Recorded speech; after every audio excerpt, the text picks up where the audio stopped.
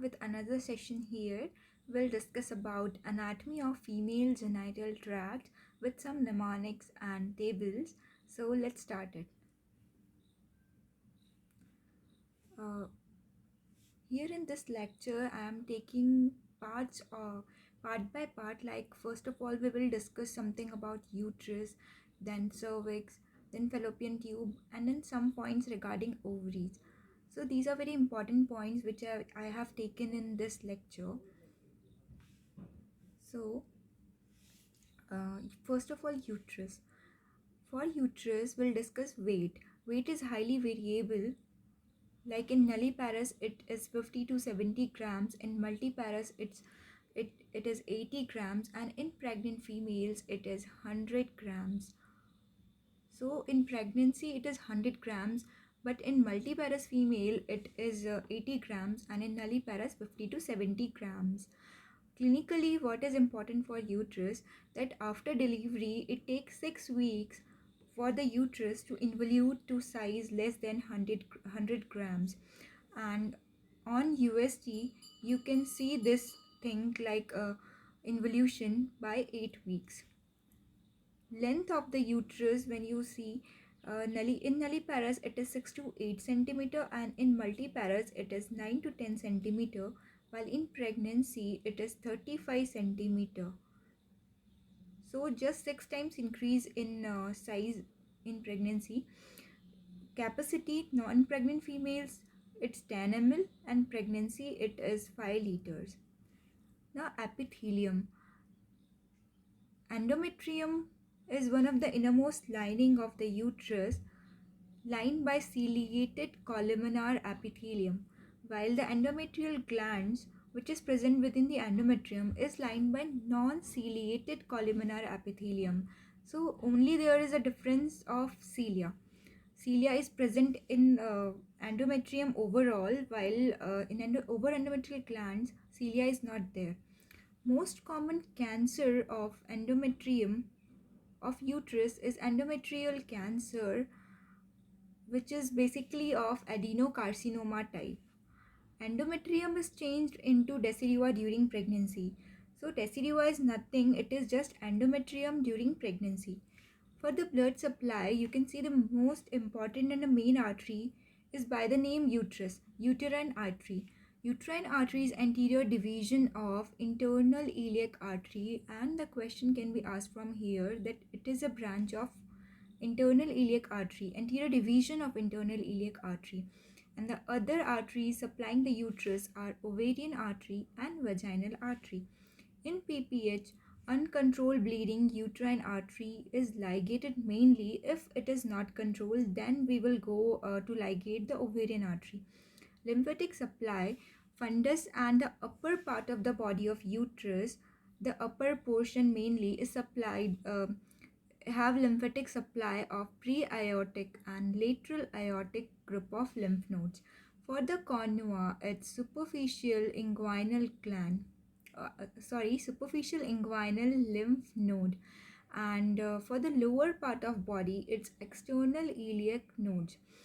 And nerve supply, it is mainly from the sympathetic system, motor is from T5 T6, and sensory from T10 to L1.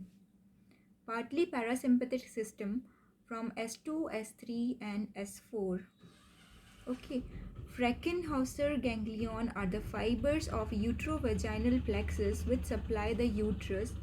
Sometimes question is asked from here like what is Frankenhauser ganglion? So these are the fibers of uterovaginal plexus which supply the uterus. So we'll take the next slide. Now coming to the cervix. Okay, so cervix length in the non-pregnant female it is 2.5 centimeter, and in pregnancy it is 4 centimeter.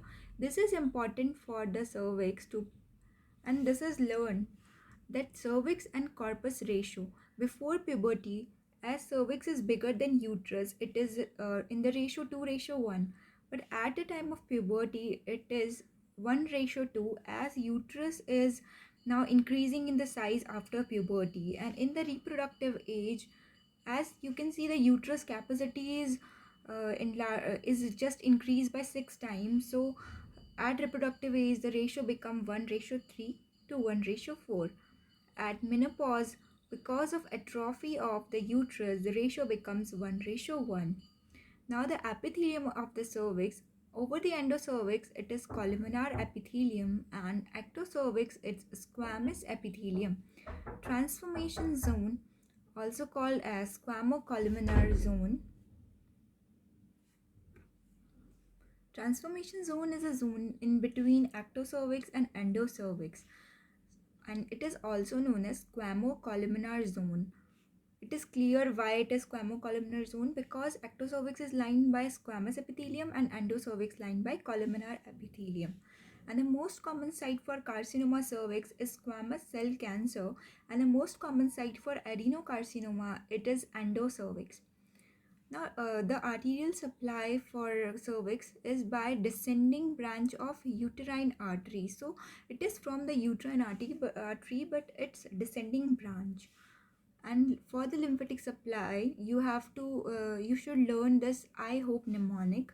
I hope stand for I for internal iliac lymph nodes, H hypogastric lymph node, obturator lymph node, parasacral lymph nodes, and external iliac lymph nodes. So it's easy. From the I, internal iliac, from the E, it's external iliac. O is obturator, H is hypogastric, and P is parasacral lymph nodes. Most common lymph node involved in the cancer is obturator lymph nodes, and not involved is inguinal lymph node. So inguinal lymph node is never involved. It's not like never involved, it's sometimes involved, but you should learn this, like that it is not involved in cancer. Now from the for the nerve supply, you should be learned like from S2 to S4 segment gives nerve supply to cervix. Cervix is insensitive to touch, heat, and also when grasped with any instrument, it is insensitive. Now coming to fallopian tube. Fallopian tube is 10 centimeter long tube, and it has 4 parts. Intramural interstitial part, which is near to the uterus, then isthmus, ampulla, and infundibulum. Ampulla is the widest and largest portion of fallopian tube. According to length, ampulla is the longest, and then isthmus, then interstitium, and infundibulum. Fallopian tube is lined by columnar ciliated epithelial cells. Ciliated here is cilia is very important as they help the zygote to move towards the uterus after fertilization. So it is important here. Now the blood supply is arterial supply and a venous drainage. Arterial supply is uterine and ovarian artery, and for the venous drainage it is pampiniform plexus into ovarian veins. So pampiniform plexus takes the blood into the ovarian veins. Now the lymphatic supply it is from the para-aortic nodes, and for nerve supply it's uterine and ovarian nerves. As fallopian tube is in between the uterus and it goes towards the ovaries, so it is very clear that its nerve supply will be from uterine and ovarian nerves. Now for the ovary, its size 3 into 2 into 1 centimeter. 3 is a length, 2 is breadth, and 1 is thickness of the ovary. It is oval in shape and pinkish gray in color. It has 2 ends, 2 borders, and 2 surfaces, and it is an intraperitoneal structure which is lined by ovary is lined by a single layer of cubical cell, that is germinal epithelium. Its arterial supply is by ovarian artery, as the name suggests. It is a branch of abdominal aorta, and for the venous drainage through pampiniform plexus. Lymphatic supply same as fallopian tube, its para-aortic lymph nodes, and nerve supply is through T10. So this is about fallopian tube. Now coming to the last part of the video. Here I want to discuss some important thing with you. I am starting with a series of OBGYN lecture from today. And if you want any topic to be discussed as a priority, do comment me. Okay, thank you so much.